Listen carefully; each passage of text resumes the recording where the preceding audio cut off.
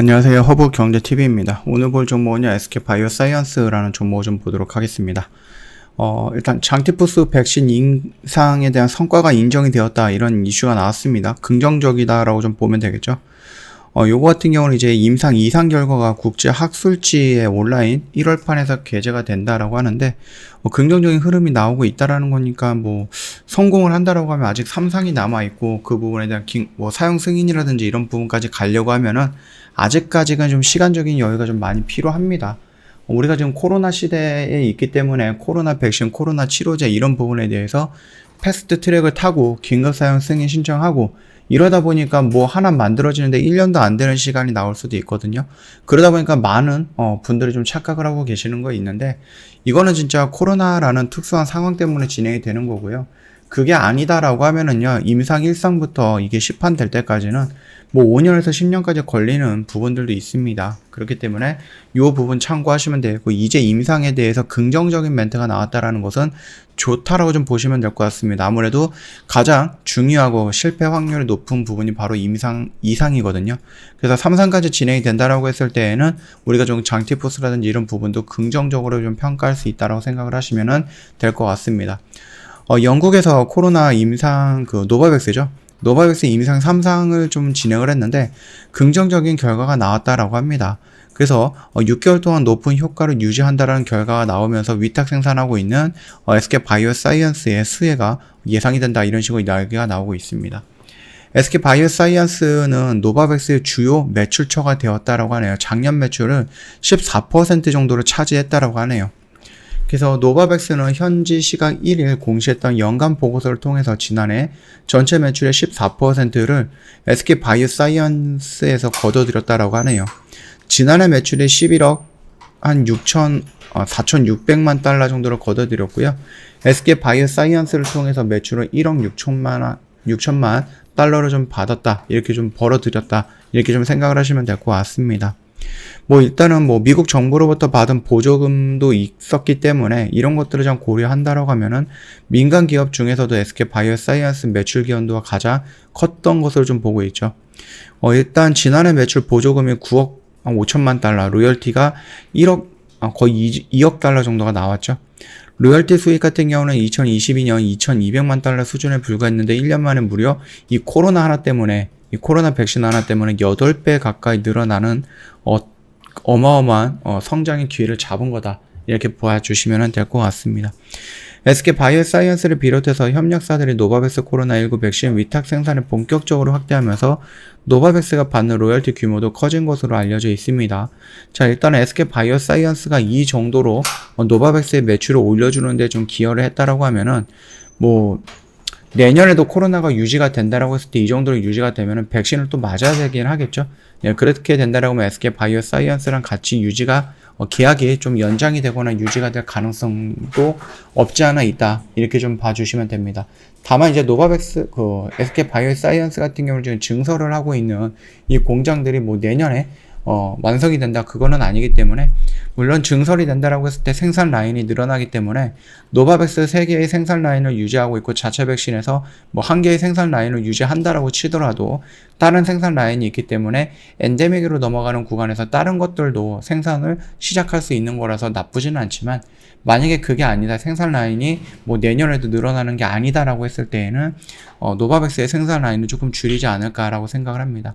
아무래도 자체적으로 개발했던 백신도 있기 때문에 굳이 노바백스에서 빨아먹을 건 다 빨아먹었는데 그거를 또 유지하기에는 조금 부담이 될 가능성도 있고, 이제 팬데믹에서 엔데믹으로 넘어간다라고 했을 때 SK바이오사이언스도 생각이라는 걸 할 거기 때문에 굳이 저물어 가는 코로나 백신에 목매이면서 라인 3개를 활용할 필요가 있을까 라는 부분도 우리가 한번 정도 생각해 볼 필요가 있죠.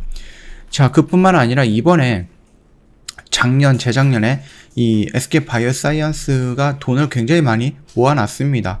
예, 아무래도 아스트라제네카라든지 노바백스에서 위탁 생산을 하면서 거기에서 들어오는 돈들, 이런 것들을 굉장히 많이 모아놨다고 좀 보시면 될 것 같아요. 그래서 순현금이라든지 이런 거 보시면은요, 이거 진짜 어마어마하게 많이 늘어났죠. 유동자산이라든지, 물론 부채도 조금 늘어나긴 했지만 유동자산, 순현금 이런 것들은 굉장히 많이 모아놨다라고 좀 봐주시면 될 것 같습니다. 그러면은 이 돈이 1조 5,500억 정도가 되거든요. 그럼 이 돈을 어떻게 활용을 할 것인가라는 부분이겠죠. 아직까지 진행을 하고 있는 파이프라인을 늘리기 위해서 임상을 진행하고 있는 곳에 투자를 하기에는 너무 큰 금액인 거죠. 그렇다라고 하면은 공장을 증설한다든지, 그래서 생산 라인을 늘린다든지, 아니면 지금 임상하고 있는 부분을 투자를 더 한다든지, 아니면 새로운 임상을 또 시작한다든지, 이런 식으로 해서 계속해서 진행을 할 거고, 필요한 기술력을 갖고 있던 회사를 인수 합병한다든지 이런 식으로도 쓸 수 있다라는 거겠죠. 일단 현재 보유한 현금을 빚 갚는데 모두 쓴다고 해도요, 1조 5,500억이 남는다라는 의미예요. 그 말 뜻이 뭡니까? 그냥 막 써도 되는 금액이다라고 생각을 하시면 될 겁니다. 그래서 이거를 어떻게 투자를 하느냐에 대해서 SK바이오사이언스가 레벨업 할 수 있는 과정, 그런 기회를 또 얻을 수 있다라는 것, 우리가 좀 의심할 필요는 없을 것 같습니다. 일단 구체적으로 투자처를 밝히지는 않았지만 회사가 내놓았던 신사업 청사진을 통해서 투자의 행선지를 좀 가늠할 수 있는 거죠. 일단 코로나19 백신 개발과 인수 합병을 통해서 백신 포트폴리오 강화로 요약을 하면 될 것 같습니다. 아무래도 새로운 것들을 만드는 것도 있겠지만 백신에 대해서 조금 폭을 넓힌다라고 좀 봐주시면 될 것 같거든요. 일단 변이 바이러스에 대한 대응이 핵심이다라고 하는데요. 일단 자체 백신에서 조금 나오고 있는 것들이 있겠지만은 그것들이 변이 바이러스 어떻게 적용이 될 것인지 그 부분에 대해서 다시 임상까지도 진행을 해야 되는 부분이라서 거기에 들어가는 돈도 충분히 있을 것 같고, 중장기 계획 일환으로 제품 포트폴리오를 확대를 하기 위해서 국내 백신 전문 업체와 M&A도 타진할 수도 있다라는 부분이죠. 이미 백신 시장에서 역량을 확보했던 기업을 인수해서 백신 사업의 경쟁력을 끌어올린다. M&A와 소수 지분 투자를 통해 왔고, 세포 유전자 치료제의 위탁 개발 생산 사업도 새롭게 추진을 하고 있다. 그 다음에 mRNA 플랫폼을 활용해서 뭔가를 다시 한번 진행을 하고자 하기 때문에 거기에서도 돈이 투자가 될 가능성도 있다라고 좀 보시면 될 것 같습니다. 일단은 SK바이오사이언스의 투자 기조는 이어질 것으로 전망을 하고 있습니다. 회사는 이 같은 투자 공세는 바이오를 미래 먹거리를 키우고자 하는 SK 그룹 전체의 프로젝트랑 크게 다르진 않을 것 같다, 이렇게 생각을 해주시면 될 것 같습니다. 자, 이런 모습들을 좀 나와주고 있고, 올해에도 나름 실적은 긍정적으로 나올 것이다라고 좀 판단이 되고 있죠. 아스트라제네카보다 마진율이 높다라고 보고 있는 노바백스가 아스트라제네카보다 더 많은 생산 라인을 확보해서 1년 내내 공급을 한다라고 했을 때 거기서 들어오는 막대한 수익금, 그리고 자체적으로 나오는 백신들 얼마에 세팅이 될지 모릅니다. 그 백신 가격이 10,000원이 될지 20,000원이 될지 아니면은 5,000원 아래가 될지 얼마가 세팅이 될지 모르겠지만, 일단 우리나라에서 조금 성구매한 것도 있거든요. 그뿐만 아니라 가격이 좀 싸지면 싸질수록, 그리고 효능이 노바백스랑 비슷하다라고 하면은, 그리고 안정성 부분에서도 화이자나 모더나보다 더 좋다라고 하면 보관이라든지 아니면 운송, 배송, 접종하는 그 순간이라든지 이런 부분들도 더 편하거든요. 그렇기 때문에 화이자 모더나를 뒤집고 SK바이오사이언스가 어떻게 보면은 좀 되게 긍정적으로 본다라고 하면은 코로나 백신 시장에서 굉장히 오래 살아남지 않을까, 그렇게 생각을 하고 있습니다. 물론 이제 가장 중요한 것은 이제 효능이겠죠. 어느 정도 효과를 발휘하느냐, 그거에 따라서 노바백스랑 SK바이오사이언스의 자체 백신이랑 좀 힘겨운 싸움이 되지 않을까, 그렇게 생각을 하고 있습니다. 가격이 조금 싸고 노바백스만큼의 효과가 있고, 그리고 나서 화이자나 모더나보다는 당연히 안정성에서는 확보가 될 거고, 보관이라든지 보온, 배송이라든지 이런 부분도 플랫폼 자체가 다르기 때문에 긍정적으로 더 효과가 좋을 거기 때문에, 이렇게 모든 조건이 다 맞는다라고 하면 SK바이오사이언스가 만드는 자체 백신이 2022년도도 2023년도, 4년도, 5년도에도 계속해서 수요는 생겨날 것이다라고 보고 있습니다.